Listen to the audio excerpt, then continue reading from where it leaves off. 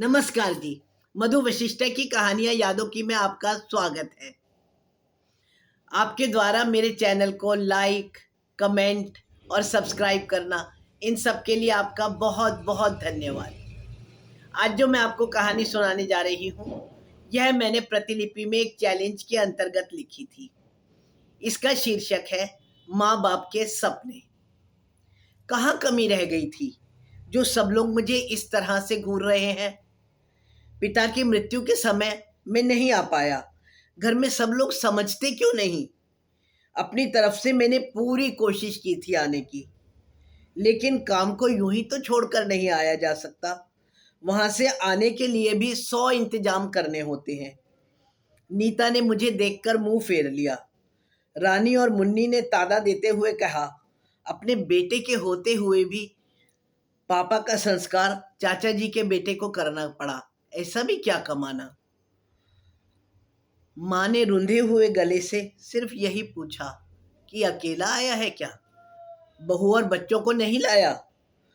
अब kitty, Christina, जो कि कनाडा में ही पली बड़ी है, वह यहाँ के संस्कारों के बारे में क्या जाने? और बच्चे तो इंडिया आना ही नहीं चाह रहे थे।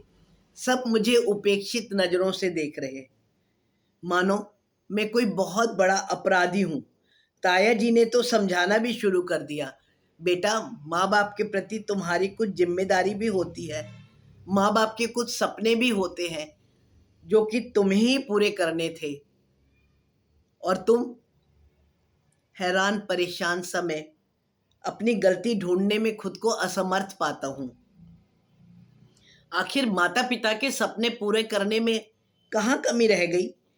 कॉलेज के बाद पम्मी मेरी सहपाठी, मेरी दोस्त, मेरी जिंदगी थी। हम दोनों ने साथ रहने के बहुत सपने देखे थे, लेकिन पापा जी को लगता था खेती बाड़ी में कोई कमाई धमाई नहीं है, और कॉलेज से पढ़ने के बाद कोई लाखों की नौकरी तो मिलनी नहीं है। पम्मी के पिता ने दहेज में एक पैसा भी नहीं देना, और घर में तीनों बहनों की शादी भी करनी है। उनके ख्याल से यह सब जिम्मेदारी मुझे ही पूरी करनी चाहिए थी। इसके लिए उन्होंने मेरे कनाडा में जाकर काम करने का इंतजाम करवा दिया था। चाचा जी की बेटी के ससुर कनाडा में लोगों को भिजवाकर नौकरी दिलवाने का इंतजाम करते थे। बस पापा जी ने भी यही सपना देखा कि मैं कनाडा में जाकर बड़ा आदमी बन जाऊं और बहनों के हाथ पीले करने में उनकी मदद करूं।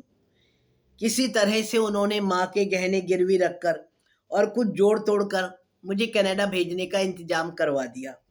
जब मैं कनाडा गया तो पम्मी कितना रोई थी। उसके बाद वहीं मैंने पम्मी की शादी की भी खबर सुनी। बस फिर मेरा इंडिया आने को कभी मन नहीं हुआ। मैं बिल्कुल टूट चुका था।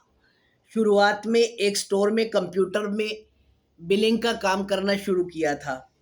फिर उसके बाद जो भी मुझे काम मिला जिससे कि मुझे कुछ पैसे मिलते, मैंने बिना रात दिन देखे सब काम करे, और आज धीरे धीरे मेरा खुद का स्टोर हो गया था। क्रिस्टीना, किट्टी, कैनेडियन थी। उसके पापा के स्टोर में काम करने के बाद जब से उसके पापा बीमार हुए, तो क्रिस्टीना और मैंने ही मिलकर उस स्टोर को संभाला। अब हम दोनों की मेहनत से ही वह स्टोर छोटे से रेस्टोरेंट में भी बदल चुका था। हम दोनों ने वहीं शादी भी कर ली थी। आज हमारे 2 बच्चे भी हैं। शुरू में तो जब मैं पैसे घर भेजता था तो माता पिता और सारी बहनें बेहद खुश हो जाती थी।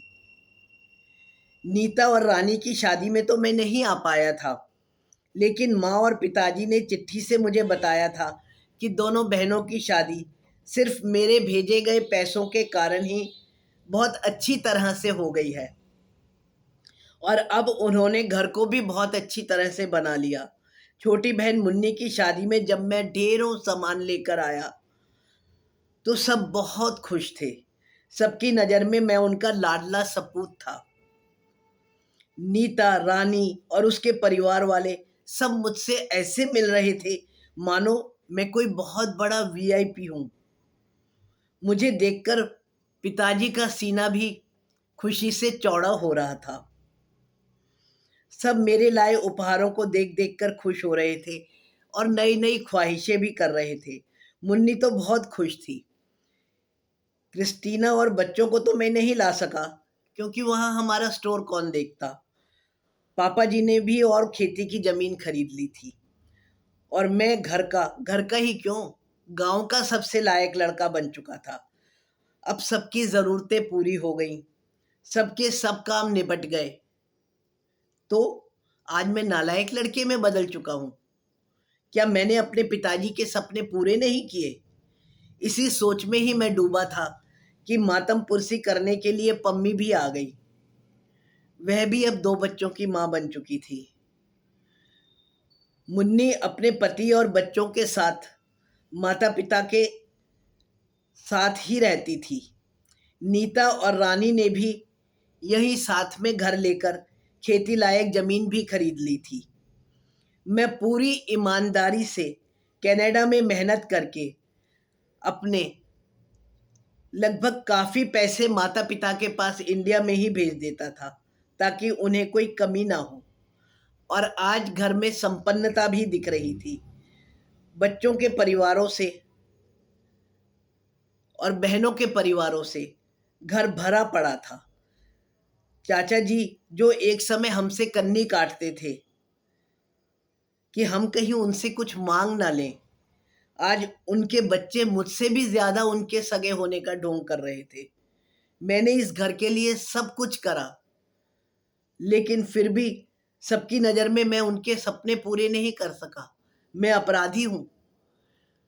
पम्मी को देखने के बाद, इससे पहले कि मैं अपने मन में कुछ भी सोचता, कनाडा से किट्टी का फ़ोन आया कि उसके पापा इस दुनिया को छोड़कर जा चुके हैं। मेरी समझ में नहीं आ रहा कि अब मैं क्या करूँ? वहाँ बच्चे, घर, स्टोर, ये सब कुछ क्रिस्टीना अकेले नहीं सँभाल पाएगी और मैं यहाँ, क्या वास्तव में मैं नालायक हूँ और अपने माता-पिता के सपने पूरे नहीं कर सका हूँ? माँ को फूट-फूट कर रोता हुआ तो देख रहा हूँ और समझ नहीं आ रहा कि अब मैं उन्हें अपने वापस जाने की सूचना कैसे दूँ? आप ही बताइए, मैंने कहाँ कमी करी कि अपने माता-पिता के सपने पूरे ना कर सका? क्या मैं वास्तव में ही तानों का हकदार हूँ? आप खुद ही बताइए। धन्यवाद जी।